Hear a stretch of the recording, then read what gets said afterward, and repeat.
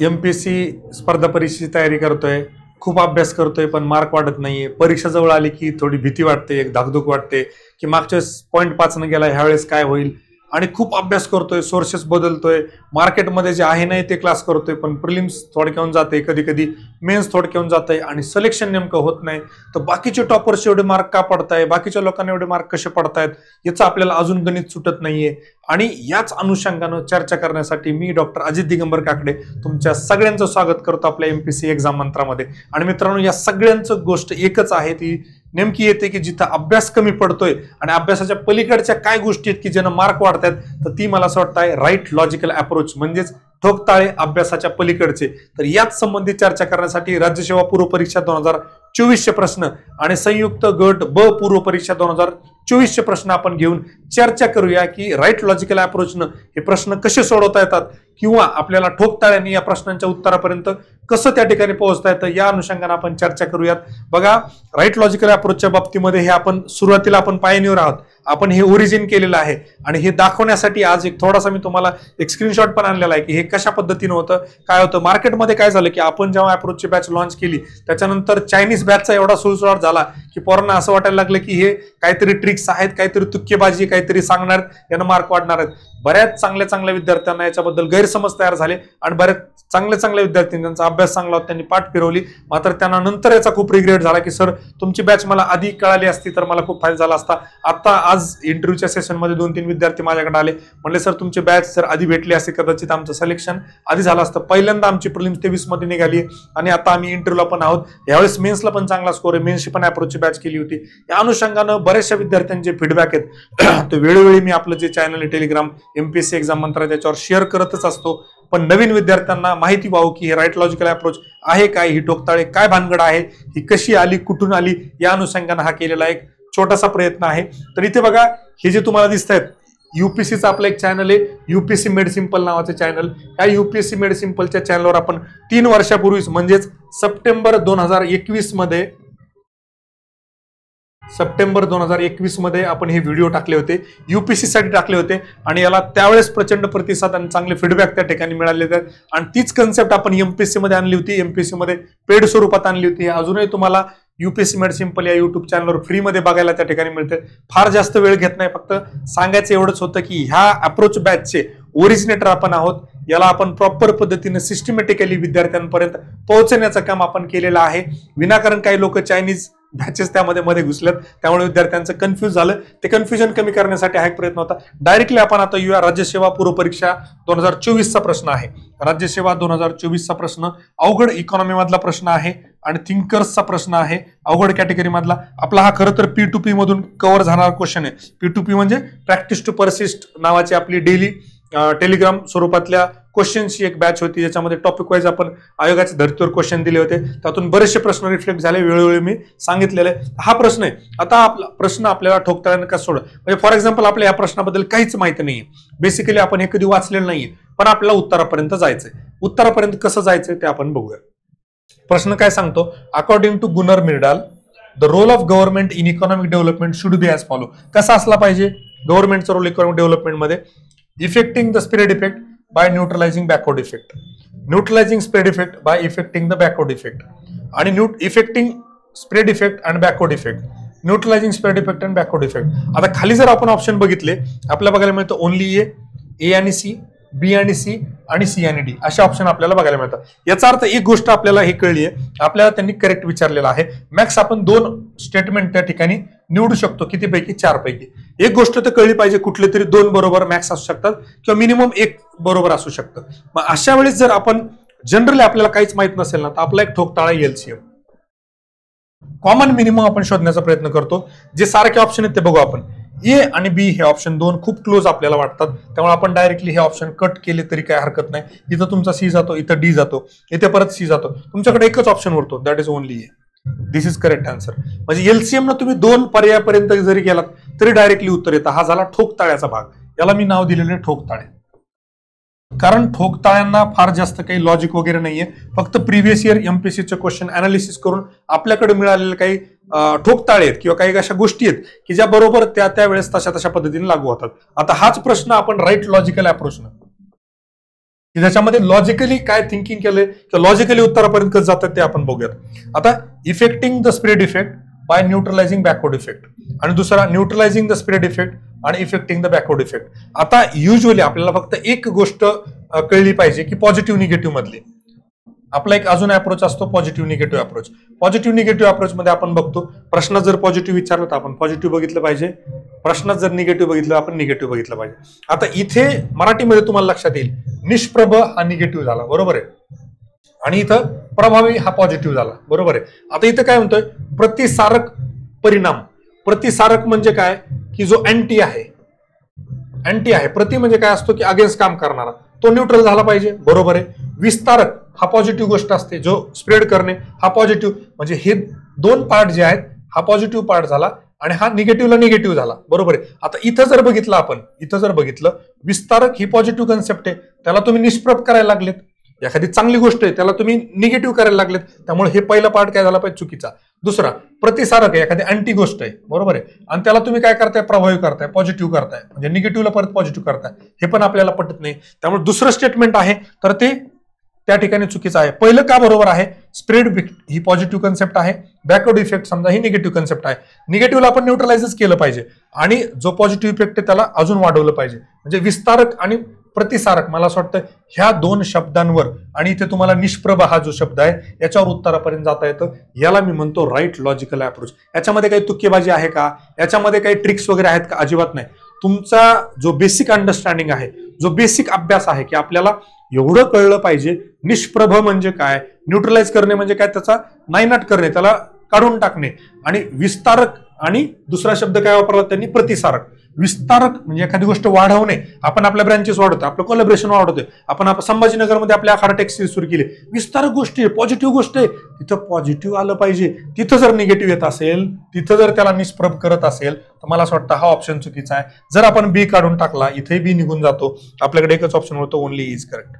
कळलं. आणि ह्या जर तुम्ही ऑप्शन्सला व्यवस्थित जर वाचलं त्या ठिकाणी तर बाबा मला एक सांगा की इफेक्टिंग म्हणजे पॉझिटिव्ह गोष्ट, तुम्ही पुढची पॉझिटिव्ह आणि पुढची निगेटिव्ह ह्या दोघांना पॉझिटिव्ह करून चालणार आहे का, नाही. आता पुढची निगेटिव्ह गोष्ट आहे, बरोबर आहे, त्याला परत पॉझिटिव्ह निगेटिव्हला करून चालणार आहे का, नाही. त्यामुळे हे दोन ऑप्शन तर तशी यायलाच नाही पाहिजे, सी आणि डी. करेक्ट आन्सर काय येतं, ए ओनली. एकतर तुम्ही आपली P2P बॅच लावली असती, डायरेक्ट प्रश्न सॉल्व्ह झाला असता.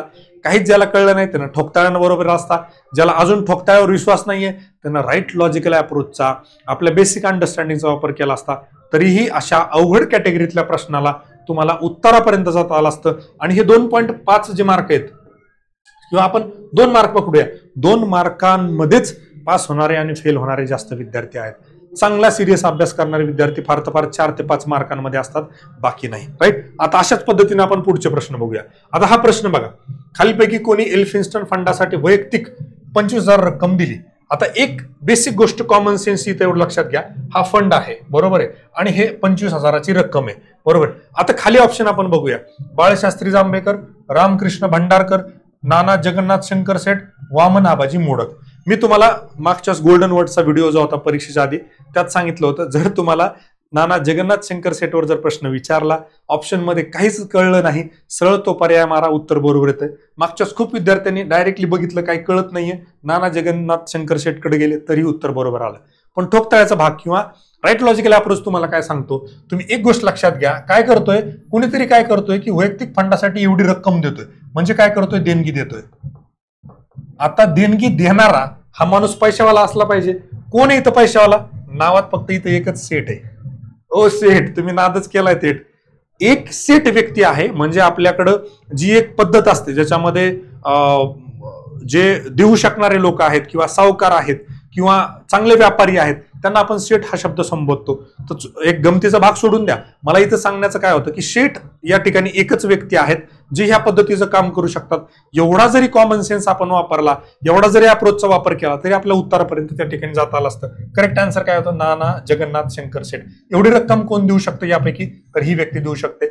याच्या पलीकडं अजून जाऊन जर तुम्ही विचार केला तर एल्फिन्स्टन फंड हा मुंबईमध्ये आहे, एवढं तुमचं बेसिक अंडरस्टँडिंग तुम्हाला माहिती पाहिजे होतं.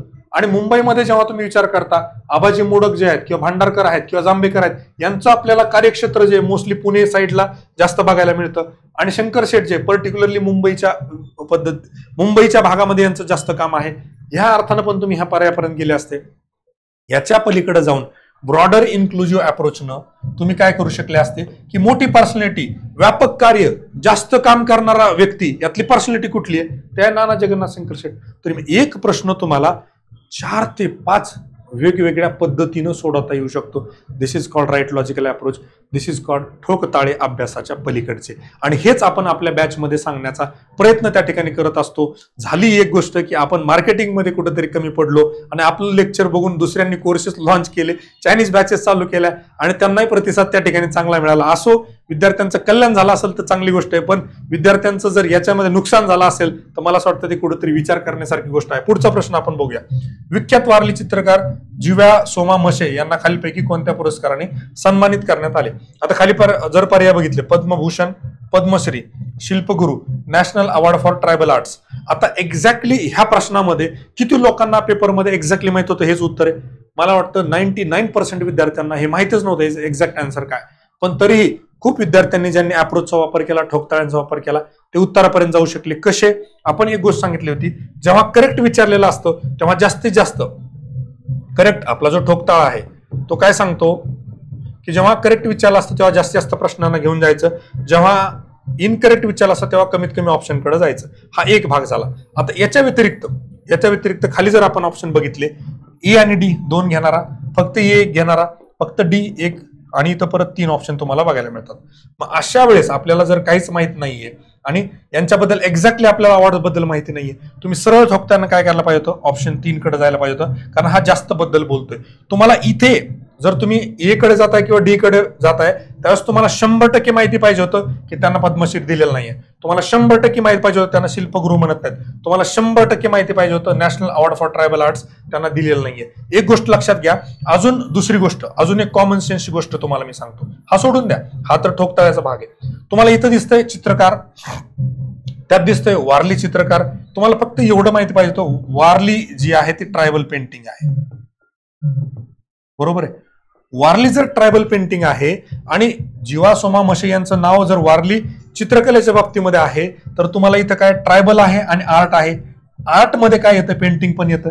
बरोबर आहे. आणि ट्रायबल हा शब्द परत इथं ट्रायबल आलेलाच आहे. बरोबर आहे. त्यामुळे तुम्ही हा ऑप्शन काय करू शकता की डी 100% बरोबर असायला पाहिजे. जर इथं डी बरोबर असायला पाहिजे, हा ऑप्शन निघून गेलाय. इथं परत डी इथे कॉमन आहे. आता राहिलेला प्रश्न शिल्पगुरु. आता शिल्पगुरु एखाद्याकडे जर कला असेल, ती कुठल्याही प्रकारची असो, आपण त्यांना युजली तसा शब्द वापरू शकतो शिल्पगुरु. हा काही खूप मोठा तसा भारतरत्न सारखा अवॉर्ड नाहीये. इथे पण आपल्या सी कडे जाता येऊ शकलं असतं. सी कडे जर आपण गेलो तर हा पण ऑप्शन निघून गेला, हा पण नाही गेला. आपलं उत्तर आलं ई. आणि मग आता पद्मभूषण आणि पद्मश्री मधला एखादा अवॉर्ड देणं त्यात मला असं वाटतं काहीच मोठी गोष्ट नाही. पद्मश्री दरवर्षी खूप लोकांना दिला जातो. एक कॉमन सेन्स जरी वापरला तर जिवा सोमा मशे यांना देण्याचे चान्सेस किंवा पॉसिबिलिटी आहे ती खूप जास्त आहे. त्यामुळे त्याही उत्तरामध्ये आपण अप्रोचनं पुढे जाऊ शकतो. आता पुढचा प्रश्न आहे चुकीच्या जोडा ओळख. आता मी तुम्हाला जो करेक्ट वर्सेस इनकरेक्टचा ठोकताळा सांगितला होता, त्यानंच ह्या उत्तरापर्यंत कसं जाता येतं आपण बघूयात. चुकीच्या जोडा ओळखा आपल्याला विचारलं. आता इथं दिलंय बघा ऑप्शन 1, इथं 2, इथं 2 आणि इथं 2. आता तुम्हाला याच्यातलं काहीच माहित नाहीये, फक्त त्यांनी विचारलं चुकीचं. आपण जेव्हा इनकरेक्ट विचारलं तेव्हा कमीत कमी ऑप्शन वाला आपण घेऊन जातो. बरोबर आहे. कमीत कमी पर्याय असणारा आपल्याकडे एकच पर्याय होतो, C, only C. That's correct answer झालं. हा ही गोष्ट एक तुम्हाला त्या ठिकाणी बघायला मिळते. दुसरं अजून तुम्ही जर ऑप्शननं थोडं अभ्यासाच्या दृष्टिकोनातून जर बघण्याचा प्रयत्न केला, अब्दुल समद प्रसिद्ध चित्रकार, तख्ते ताऊस मयूर. आता हे तख्त म्हणजे सिंह आसन बसण्याचं तख्त, तर तुम्ही हे बी तर करेक्टच मानलं पाहिजे. तुमचा इथं बी हा ऑप्शन निघून जातो. तसाही बीबी का मकबरा, दिलरस बानो यांचे स्मारक. आता दिलरस बानो हे जर तुम्हाला लक्षात आलं तर बीबीच्या बाबतीमध्ये हे वापरलेला शब्द आहे. आपण बानो वगैरे जो शब्द वापरतोय मुस्लिम समाजामध्ये किंवा हिंदीमध्ये हा जास्त खूप वापरला जातो. म्हणजे डीला डी करेक्ट असला पाहिजे. हा ऑप्शन तुमचा निघून जातो, हा ऑप्शन निघून जातो. तुमच्याकडे ऑप्शन एकच उरतो, फक्त बी. म्हणजे 2 उरलेल्या पर्यायांमधून पण तुम्हाला जाता येतं, ठोकताळ्यानं पण जाता येतं. ज्यांना ही गोष्ट पटत नाही त्यांनी थोडं नॉलेज वापरून, बेसिक अंडरस्टँडिंग वापरून तुमचं ओव्हरऑल जे काय नॉलेज आहे 10वी-12वी पर्यंत जे शिकलेलं आहात, ग्रॅज्युएशन मध्ये जे शिकलेलं आहात ते वापरून पण तुम्हाला उत्तरापर्यंत जाता येतं. पुढचा प्रश्न बघा. खालीलपैकी सखोल उदरनिर्वाहक शेतीचे वैशिष्ट्य नाही. आता इंग्लिशमध्ये आपण जाऊ थोडंसं. Not a characteristic of intensive subsistence agriculture. Intensive subsistence agriculture बद्दल बोलतोय आणि नॉट म्हणतोय. फक्त एवढा कॉमन सेन्स आपल्याला वापरायचा. इंटेन्सिव्ह कल्टिवेशन, इथे इंटेन्सिव्ह, इथे intensive. Animal husbandry is a complementary business to agriculture. Okay. The vast size of the farm आणि maximum yield production per hectare.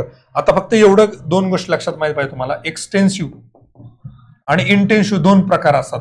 Extensive म्हणजे खूप जास्त व्यापलेला. इंटेन्सिव्ह म्हणजे काय, एकाच ठिकाणी जास्त डेन्सिटी असलेला किंवा एका ठिकाणी जास्त पोचायला. Vast size of the farm कुठे असणार आहे, ती एक्सटेन्सिव्ह मध्ये असणार आहे. तुम्हाला डायरेक्टली उत्तर काय येईल, only C is a correct answer. हे पण आलं. हा झाला एक भाग. दुसरा, आता तुम्ही करेक्ट वर्सेस इनकरेक्ट न जरी गेले, करेक्ट वर्सेस इनकरेक्ट, बरोबर आहे, तरी तुम्हाला ऑप्शन काय मिळू शकतो, ओनली ए किंवा ओनली सी. हा ऑप्शन गेला, हा ऑप्शन गेला. आता दोन मध्ये जर बघितलं तुम्ही, इथं तुम्हाला इंटेन्सिव्ह शब्द दिलाय, इथं इंटेन्सिव्ह दिलाय. ऍट्रिब्यूट्स ऑफ क्वेश्चन मध्ये आपण काय बघतो, ऍट्रिब्यूट्स ऑफ क्वेश्चन मध्ये जे प्रश्नात दिलंय खाली पर्यायात असलं तर ते बरोबर असतं. इंटेन्सिव्हला इंटेन्सिव्ह मॅच होतं, म्हणजे हे करेक्ट असलं पाहिजे. आपल्याला विचारलंय नॉट, याचा अर्थ काय की ए उत्तर नाही. उत्तर कुठलं उरलं, फक्त सी. Only C is a correct answer. म्हणजे अंडरस्टँडिंगनं पण उत्तरापर्यंत जाता येतं, ठोकताळ्यानं पण जाता येतं. माझं एकच स्पष्ट म्हणणं आहे, रन कैसे भी आए आने जरुरी आहे. मार्क पडले पाहिजेत, कन्सिस्टंटली पडले पाहिजेत आणि आपण पास झालो पाहिजेत. बाकी आपल्याला कोणीही विचारणार नाही तुम्ही कसे मार्क आणले, काय केले, किती वाचलं, किती रिव्हिजन केल्या. तुम्ही जेव्हा ऍज अ डीसी म्हणून, तहसीलदार म्हणून किंवा तुम्ही सीओ क्लास 1, सीओ क्लास 2 म्हणून जेव्हा पदावर बसता, तेव्हा तुम्हाला कोणीही विचारणार नाहीये. प्रॅक्टिकली विचार करा, आपल्याला कशा पद्धतीनं पास होता येतं, आपण कशा पद्धतीनं पास होऊ शकतो. मला असं वाटतं हा एक पद्धत आहे, ही एक वे आहे की तुम्ही त्या ठिकाणी उत्तरापर्यंत जाऊ शकता. आता पुढचा प्रश्न, which of the following is not a characteristic of sedimentary rock. आता इथे कॉमन सेन्सची गोष्ट काय तुम्हाला मी ती सांगतो. कॉमन सेन्सची गोष्ट काय,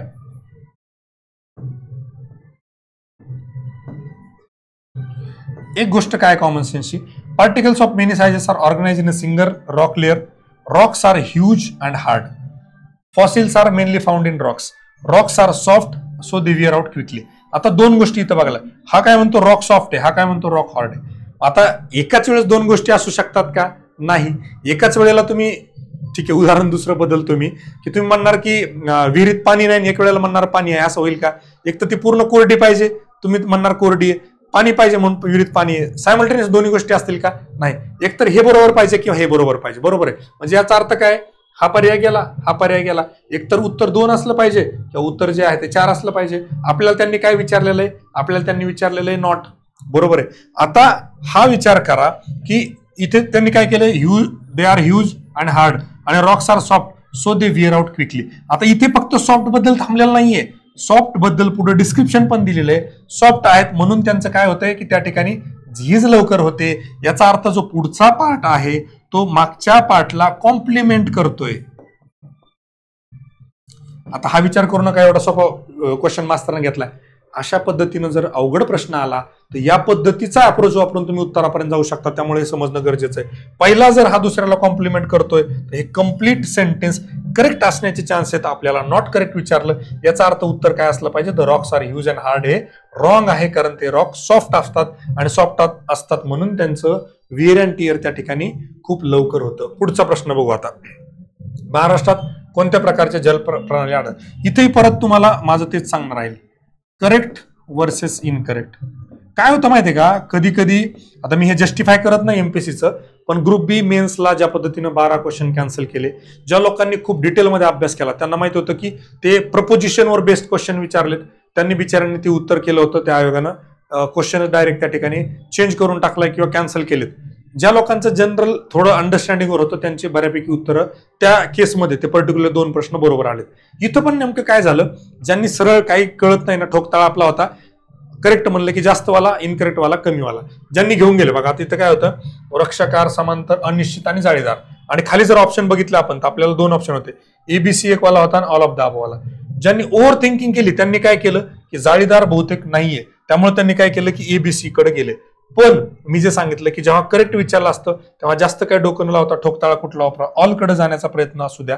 आणि त्या ठिकाणी बऱ्याचशा विद्यार्थ्यांचं ह्या अप्रोचनं, ह्या ठोकताळ्यानं उत्तर बरोबर आलं. ज्यांनी जास्त ओव्हर थिंकिंग केलं, जास्त परीक्षेमध्ये विचार केला, त्यांनी ठिकाणी एबीसी केलं, नंतर ऑब्जेक्शन पाठवले पण आयोगानं बदललं नाही. आता याचं खरं कारण जे आहे ते तुम्हाला मी सांगतो. अशा प्रकारच्या प्रश्नांमध्ये, अशा प्रकारच्या पर्टिक्युलरली की कोणत्या प्रकारची जलप्रणाली आढळते, असे जनरल जे क्वेश्चन असतात. आता जाळीदार आहे का नाही हे प्रूव्ह करणं इज व्हेरी डिफिकल्ट. आहे म्हणजे काय, माझ्या गावात एक छोटीशी नदी आहे आणि तिथं काय झालं की 2-3 छोट्या ट्रिब्युटरीज त्याच्या तयार झाली जाळीदार.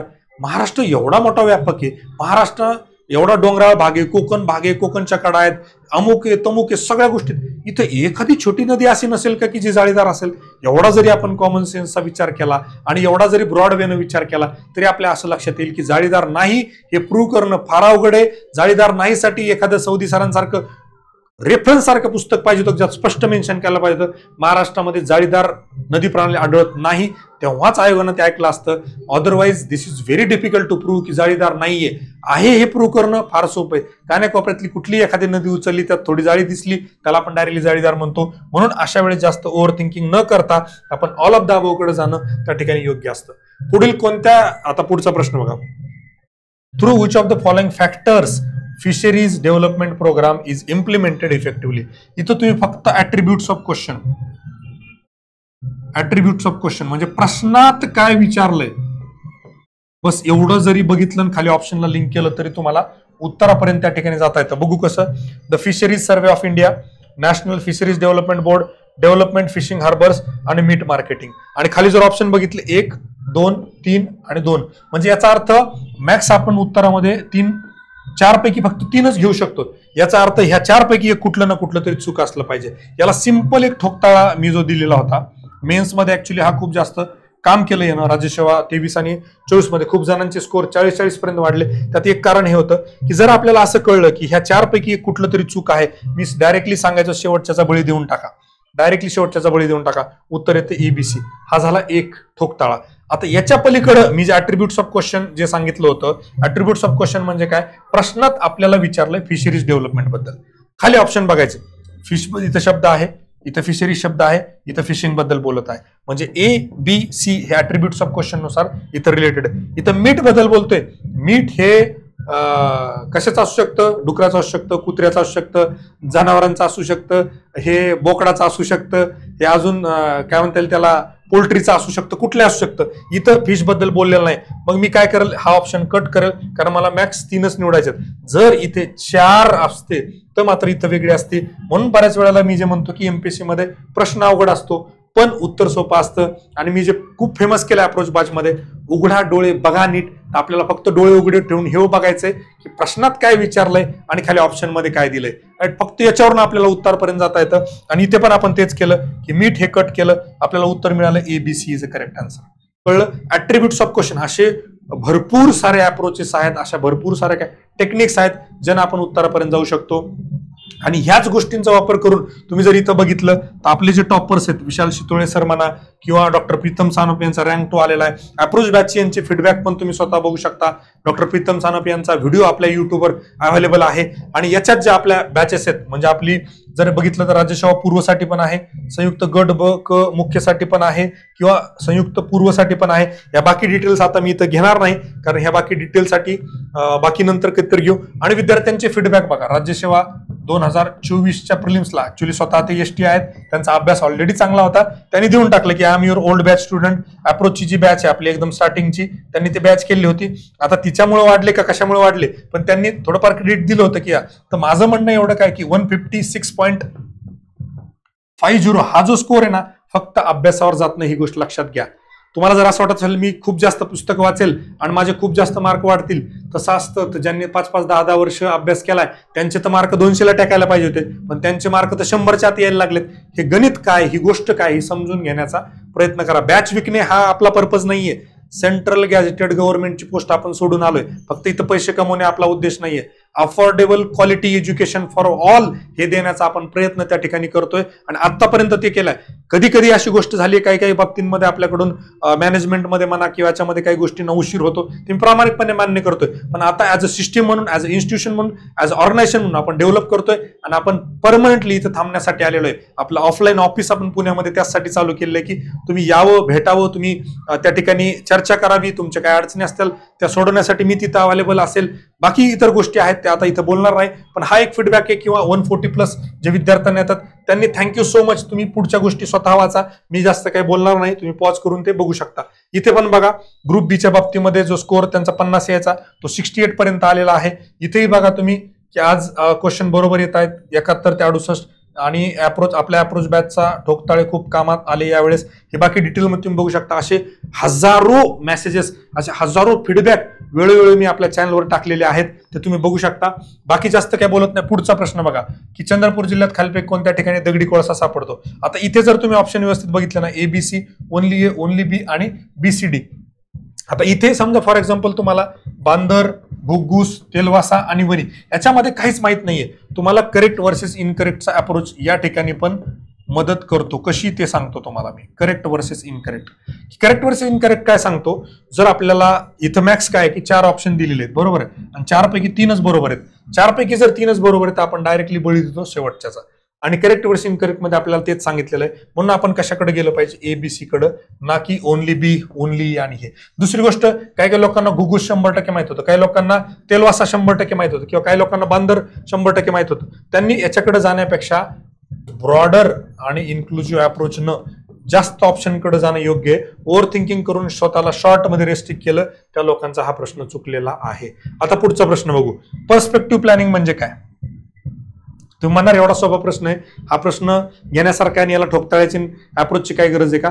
मी सोपे प्रश्न का घेतो की त्या पाठीमागचं जे लॉजिक आहे, त्या पाठीमागची जी टेक्निक आहे ती तुम्हाला अवघड प्रश्नांमध्ये वापरता यावी, म्हणून हा सगळा खटाटोप आहे.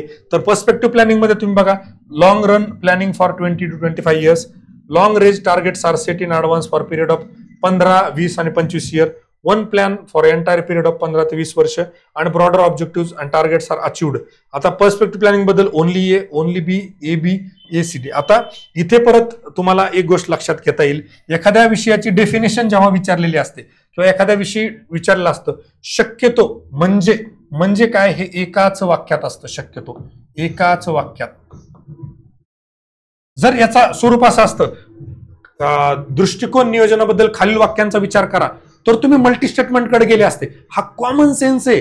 हे आयोगाचे प्रिव्हियस इयर क्वेश्चन सोडून तुम्हाला कळायला पाहिजे होते की अरे मी ह्या ऑप्शन कडे जाण्याचा संबंधच नाही, मी फार तर फार B कडे जाऊ शकतो किंवा फार तर फार A कडे जाऊ शकतो. बरोबर आहे. यात तर मी तुम्हाला अजून पुढे घेऊनच जाणार नाही की जेव्हा B हा इथे यायला पाहिजे होता पण इथं आला, तेव्हाच तुम्हाला कळायला पाहिजे होतं की या पेपर सेटरच्या मनामध्ये काहीतरी काळं बेर आहे. हे तर मी तुम्हाला आता सांगणारच नाही, तर बॅच मध्ये बाकी डिटेल्स गोष्टी सांगूनच देईल. आता इथं फक्त एक गोष्ट आपल्याला लक्षात घ्यायची आहे की यांनी काय म्हटलेलं आहे, long run planning for 20 to 25 years बरोबर आहे, आणि इथं लॉंग रेंज टार्गेट्स बरोबर आहे are set in advance for period of 15, 20, 25. आता जर खाली तुम्ही व्यवस्थित ऑप्शन बघितले तुम्हाला लक्षात येईल, इथे 20 आहे, इथं 25 आहे, इथं 15 आहे, इथं 20 आहे. म्हणजे आपल्याला आतापर्यंत आकडे समोर आलेत 15, 20 आणि 25 बरोबर आहे. आता एक ऑप्शन असा आहे जो B वाला, याच्यामध्ये तुम्हाला 15 पण मिळतो, याच्यात 20 पण मिळतो, याच्यात 25 पण मिळतो. म्हणजे जर तुम्हाला मार्केटमध्ये की तुम्हाला सर्दी झाली, डोकं दुखतंय, ताप आलाय, तुम्हाला सर्दीसाठी सिनारेस किंवा एखादी कुठली तरी मॉन्टेक्स लुकास्ट कुठली तरी घ्या, मॉन्टेक्स LC घ्या, डोकं दुखतंय मग आयब्रुफेन घ्या, ताप आलाय पॅरासिटामॉल घ्या, आणि एक जण आला म्हटला की सिनारेस प्लस घेऊन टाक, त्याच्यात सर्दी पण जाईल, डोकं पण जाईल, ताप पण कमी होईल. तुम्ही काय करणार आहे, बस त्याच गोष्टीकडे जाणार आहे. तीच गोष्ट आहे, एक ऑप्शन आहे 15 पण, याच्यात 20 पण आहे, 25 पण आहे. तर ब्रॉडर आणि इन्क्लुझिव्ह अप्रोच मध्ये आपण काय बघतो, असा पर्याय बघतो जो जास्तीत जास्त पर्याय सामावून घेणारा असेल, जो इतर ऑप्शन मधले जास्तीत जास्त घटक सामावून घेणार असेल. इथले घटक आले, इथले पण घटक आले, मग आपण कुठल्या उत्तराकडे गेलं पाहिजे, ब, only B is a correct answer. कळलं. This is called right logical approach. No tricks नाहीये, तुक्केबाजी नाही, ही गोष्ट समजून घेण्याचा प्रयत्न करा. चायनीज बॅच मध्ये ना आपल्या पॅरेंट बॅच मधला फरक समजून सांगण्यासाठी हा सगळा खटाटोप त्या ठिकाणी केलेला आहे. बाकी ज्यांना बॅच घ्यायची त्यांनी आपलं जे ऍप आहे मेड सिंपल, ते अँड्रॉइड मोबाईल मध्ये तुम्हाला इथे दिसेल, iOS आयफोन साठी लिंक आपल्या चॅनलवर दिलेली आहे. तुम्ही हे सर्च केल्यानंतर असं येईल, ते ओपन करा, त्यानंतर तुम्हाला हा इंटरफेस दिसेल, तुम्हाला इथे ठोकताळे नावाचा फोल्डर दिसेल. याच्यामध्ये तुम्ही गेल्यानंतर पुढे तुम्हाला अशा बॅचेस दिसतील, गट मुख्यसाठी, संयुक्त पूर्वसाठी, राज्यसेवा पूर्वसाठी. ह्या बॅचवर तुम्ही क्लिक केल्यानंतर तुम्हाला बाय नाऊचा ऑप्शन येईल, आणि बाय नाऊ केल्यानंतर तुम्हाला या ठिकाणी फीस भरल्यानंतर इथे जे काय सगळं कंटेंट आहे ते बघायला मिळेल, आणि या बॅचचा वापर करून तुम्हाला तुमच्या यशापर्यंत जाण्याचा एक त्या ठिकाणी संधी क्रिएट होईल. पुढे बघू आपण आता हे संयुक्त पूर्वचे प्रश्न बघू. संयुक्त गट ब 2024 चे प्रश्न बघू. तुम्ही म्हणणार की मास्तर राज्यसेवेपुरतं ठीक आहे, तिथं वेळ भरपूर असतो. संयुक्तचं काय? संयुक्तला लोकांनी 77 पर्यंत मार्क घेऊन गेलेत अप्रोचवर. 77 पर्यंत मार्क विद्यार्थ्यांचे मी OMR पण पूर्वी शेअर करायचं, आता करत नाहीये, पण OMR पण मी त्या ठिकाणी शेअर केले. ते सांगतो कसं आहे. आता बघा कॉमन सेन्सची काय गोष्ट आहे बघा. कॉमन सेन्स काय सांगतोय? कोल्हापूर येथील 27व्या पलटणीतील हिंदी शिपायांनी खालीलपैकी कोणाच्या नेतृत्वाखाली 31 जुलै 1857 चे बंड केले होते? कोणाच्या हे शक्यतो एकवचनी, पहिली गोष्ट. दुसरी गोष्ट, आपल्याला 1857 जेवढे उठाव झाले किंवा जिथं जिथं गोष्टी झाल्या, नेतृत्व फक्त एकच आहे, तात्या टोपे किंवा नानासाहेब पेशवे. तात्या टोपे नानासाहेब पेशवे दोन्ही एकत्र नाहीये. एवढी जरी गोष्ट जर कळली ना, हा एकच व्यक्ती असतो, 2-2 व्यक्ती नसतात, तरी आपण उत्तरापर्यंत जातो. खाली ऑप्शन फक्त बघा काय सांगतो. अ आणि ब 2, ब क ड 3, इथं ब आणि क 2, इथं अ 1. तुम्हाला ऑप्शन इथं बघायची पण गरज नाही. तुम्ही फक्त इथं बघितलं ना, फक्त अ, तरी उत्तरापर्यंत त्या ठिकाणी तुम्ही जाऊ शकता. आता विषय काय होतोय, मी एखादी गोष्ट जेव्हा युट्यूबवर सांगतो ही मार्केटमध्ये एवढी व्हायरल होते आणि 100% ती MPSC पर्यंत पण पोहोचते. यामुळे बऱ्याच वेळेला मी अप्रोचच्या बाबतीमध्ये खूप जास्त गाजावाजा करत नव्हतो, पण परिस्थिती अशी आली की चायनीज बॅचनं इतका सुळसुळाट त्या ट्रेंड घातला, नवीन विद्यार्थ्यांना असं वाटायला लागलं आपलीच बॅच चायनीज बॅच आहे, त्यांची पॅरेंट बॅच आहे, म्हणून हा सगळा खाटाटोप केला. तर तुम्हाला मला सांगायचं तात्पर्य एवढं होतं की एवढ्या जरी 2 गोष्टी वापरल्या तरी आपल्याला हे कळेल. त्याचं करेक्ट आन्सर आहे रामजी शिरसाट आणि कोल्हापूर येथील बंड. मला वाटतं आपल्या P2Pच्या जी बॅच आहे आपण यानं केली होती OTP नावानं संयुक्त मुख्यसाठी, त्यात हा प्रश्न कव्हर झालेला होता. तुम्ही ऑलरेडी हा सूर्य हा जयद्रथ नावाचं जे टायटल चांडर फोटो टाकलेत किंवा युट्यूबला व्हिडिओ टाकले होते, त्यात मी ते दाखवून दिलेलं होतं. पुढचा बघू, होम रूल म्हणजे काय. आता बघा हा पण प्रश्न खूप जणांचा चुकलाय. आता इथे बघा, home rule means to acquire the right to govern our country, achieving self governance, for the yoke of the British to break, resisting self government. आता ऑप्शन जर बघितले, इथे 2, इथे 3, इथे 1 आणि इथे 2. आता खूप जणांनी काय केलं, ओनली बी कडे गेले. का गेले सांगतो मी. अचिव्हिंग सेल्फ गव्हर्नन्स हे तर 100% बरोबर आहे, यात कोणीच काहीच बोलू नाही शकत. 100% बरोबर ऑप्शन आहे हा. पण जेव्हा आपल्याकडे असे ऑप्शन्स असतात की जे 100% बरोबर आहे ते पण आहे, आणि त्याच्यासोबत असे ऑप्शन आहेत ज्याच्यात आपल्याला कन्फ्युजन आहे. जसं की फॉर एक्झाम्पल, आपल्या देशाचा कारभार प्राप्त करून घेणे. होम म्हणजे आपलं रूल, आपल्या याचा प्राप्त करून घेणे. आता फक्त मला एवढं सांगा, हे उत्तर जर करेक्ट नाही तर का करेक्ट नाही, मला फक्त एक जणांनी सांगा. कोणीच सांगू शकलं नाही. मी प्रिलिमच्या बुट कॅम्प मध्ये पण हा व्हिडिओ घेतला होता. माझं म्हणणं, तुम्हाला इथं जर कन्फ्युजन आहे की बाबा हे याच्यात येतंय का नाही, तर याला सोबत तुम्हाला ह्या पर्यायासोबत घेण्याशिवाय पर्याय त्या ठिकाणी उरत नाही. आता तिसरं, इंग्रजांच्या जोखडातून मुक्त होणे. कोण म्हटलं की सर ते इंग्रजांच्या जोखडातून मुक्त होणे नाहीये, होम रूल हे फक्त जनरली मुक्त होणे या अर्थानं होतं. मित्रांनो, बेसिक अंडरस्टँडिंग किंवा अभ्यास आपल्याला यासाठी नसतो करायचा, फक्त रट्टा मारून फक्त पाठ करून मार्क का वाढत नाही त्याचं कारण तुम्हाला मी सांगतो. तुम्ही फक्त रट्टा मारा, समजून घेण्याचा प्रकारच आपल्याकडे आहे. होम रूल हा जो आणि बेझंटची जी कन्सेप्ट होती ती आयरिश कन्सेप्ट आहे, ती कुठं सुरू झाली आहे माहिती आहे का? जेव्हा मिडायवल पिरियड जो आहे किंवा लेट मॉडर्न पिरियड जो आहे, सॉरी अर्ली मॉडर्न पिरियड जो आहे, तिथं तुम्ही जर बघितलं तर ब्रिटिशांनी जिथं जिथं सत्ता गाजवली आहे किंवा ब्रिटिशांनी जिथं जिथं अत्याचार करण्याचा प्रयत्न केलाय, त्याच बाबतीमध्ये फक्त होम रूल शब्द आलाय. होम रूल या शब्दाची ओरिजिनच ब्रिटिश पिरियड मध्ये आहे, कोलोनियलिझम मध्ये आहे. म्हणून हा it is suppose to be relief or it is suppose to be yoke from the British. ही गोष्ट लक्षात घ्या, इंग्रजांच्या जोखडातून मुक्त होणे ही असते, याला फार वेगळं काही करण्याची गरज नसते. ही गोष्ट लक्षात घ्या. आता तुम्ही जर म्हणणार की मी ग्रॅज्युएशन झालं, मी तर पोस्ट ग्रॅज्युएशन झालंय, तुम्ही 10वी केली का नाही? मी जर ग्रॅज्युएशन केलंय तर इट इज सपोज टू बी की मी 10वी पण केली आहे, मी 12वी पण केली आहे, फार तर फार मी कधीतरी डिप्लोमा केला असेल, पण इंजिनिअरिंग केली तेव्हाच मला मास्टरला ऍडमिशन मिळालंय. डिलीट वगैरे त्यासारख्या पदव्या वेगळी गोष्ट आहे, पण जेव्हा आपण ग्रॅज्युएट होतो तेव्हा आपण 10वी केली आणि 12वी केली हे सांगण्याची वेगळी गरज नाहीये. जेव्हा आपली जोखडातून मुक्तता होते ती इंग्रजांच्याच जोखडातून मुक्तता होते. हा प्रश्न मॉडर्न हिस्ट्री मधला आहे.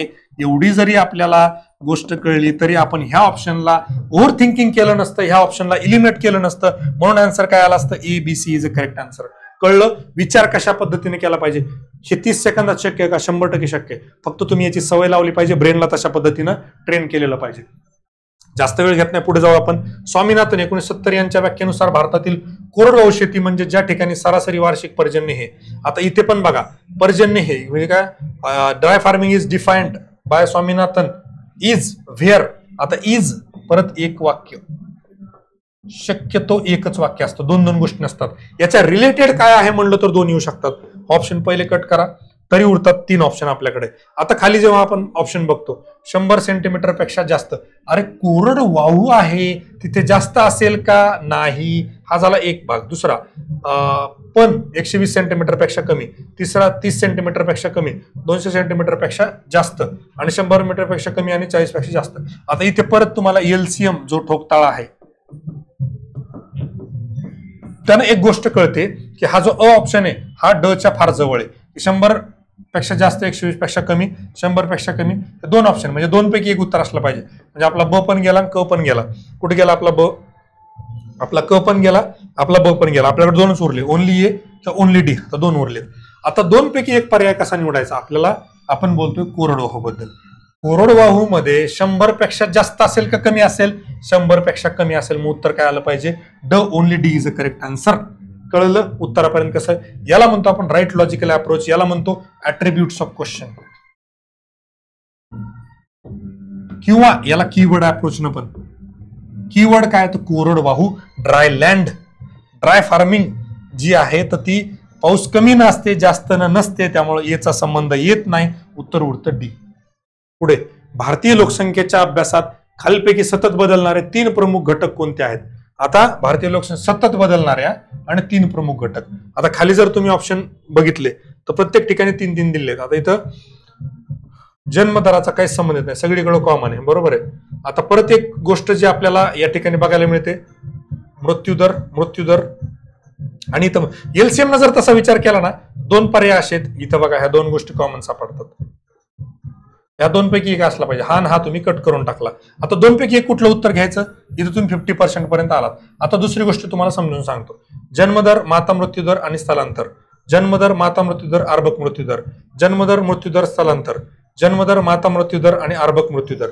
आता जर तुम्ही इथं विचार केला म्हणजे MMR मॅटर्नल मॉर्टॅलिटी रेट आणि इन्फंट मॉर्टॅलिटी IMR, ह्या 2 ज्या गोष्टी दिलेल्या आहेत, तर तुम्ही असा मोठा व्हेन डायग्राम मध्ये प्रेझेंट करायचा प्रयत्न केला.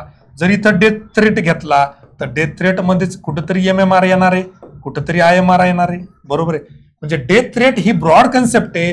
आणि जर एखादी ब्रॉड कन्सेप्ट त्या ठिकाणी आली, म्हणजे मला काय म्हणायचं की एखादं कुटुंब प्रमुख आहे, तुम्ही आमंत्रण दिलंय घरच्यांना सगळ्याला, नवरा बायको या, मुलं बाळ या, चुलते चालते सगळे या, आणि त्या लग्नामध्ये फक्त त्यांचे कुटुंब प्रमुख आले, तुम्ही असं म्हणणार आहे की बाबा तुम्ही हे नाही आले ते नाही आले. एक माणूस आला म्हणजे सगळ्या गोष्टी आल्या. तशा पद्धतीनं जेव्हा एक मोठा व्यक्ती त्या ठिकाणी येतो, जेव्हा डेथ रेट येतो, तेव्हा त्यात IMR येईल, MMR येईल, अजून म्हाताऱ्या माणसाचा मॉर्टॅलिटी रेट येईल, अजून अडोलसंटचा येईल, सगळंच त्याच्यामध्ये येईल. मग डेथ रेट वाला ऑप्शन कुठे आहे, मृत्यूदर. करेक्ट आन्सर काय असलं पाहिजे, 3. 2 आणि 3 मध्ये आपण हा का केलो, कारण स्थलांतर इकडे पण आहे, स्थलांतर इकडे पण आहे, स्थलांतरवर उत्तर हे सुटत नाही. माता मृत्यूदर, अर्भक मृत्यू, अर्भक मृत्यू. इथं मृत्यूदर हा सगळ्यांना घेऊन जाणारा एक ऑप्शन आहे. यालाच आपण काय म्हणतोय, ब्रॉडर आणि इन्क्लुझिव्ह अप्रोच म्हणतोय. कळलं. ब्रॉडर आणि इन्क्लुझिव्ह म्हणजे काय, सगळ्यांना सामावून घेणारा, सर्व व्यापक, सर्व समावेशी असा कोण आहे, तो वरचा आहे, प्रभू आहे, तो आत्मा आहे, तो भगवान आहे, तो देव आहे, राईट. आणि ह्याच बाबतीमध्ये आपण काय करत असतो, उत्तरापर्यंत जात असतो. शेवटचा प्रश्न घेऊ, फार जास्त वेळ घेतला मलाही माहिती आहे. भारतीय रहिवाशांसाठी खालीलपैकी कोणते, इंग्लिशमध्ये वाचू, which of the following is not an authorized platform for the residents in India to execute permitted foreign transactions electronically. इथं परत तुम्हाला ऍट्रिब्यूट्स ऑफ क्वेश्चन,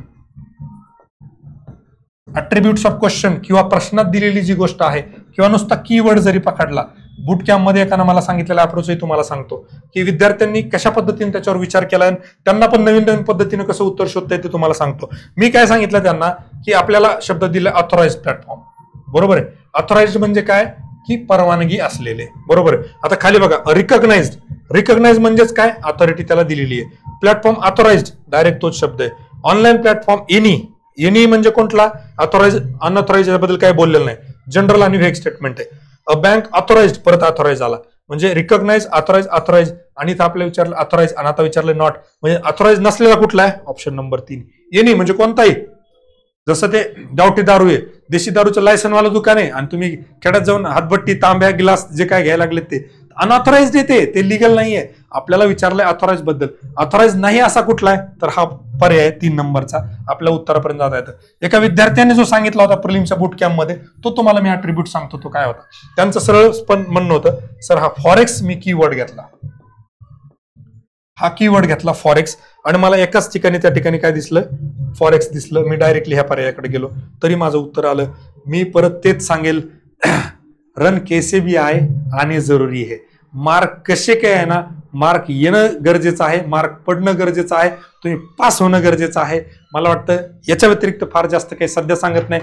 तुम्हाला जर वाटत असेल की अशा पद्धतीने वेगळे व्हिडिओ मी घ्यावे, तर नक्कीच कमेंट करून सांगा. तुमच्या जे कमेंट असतात ते एक पॉझिटिव्ह एनर्जी त्या ठिकाणी देत असतात. फार जास्त काही परत बोलत नाही. काही अडचण असेल, काही तुमची त्या ठिकाणी रिक्वायरमेंट असेल, तरी तुम्ही मला कमेंट करून सांगू शकता. परत मी एकदा तेच म्हणेल, चला आपण पुढे चालत राहू, यशाच्या दिशेने एक एक पाऊल टाकत राहू. Let's make MPSC preparation simple with MPSC made simple. Thank you very much and all the very best my dear friends. जय हिंद, जय महाराष्ट्र.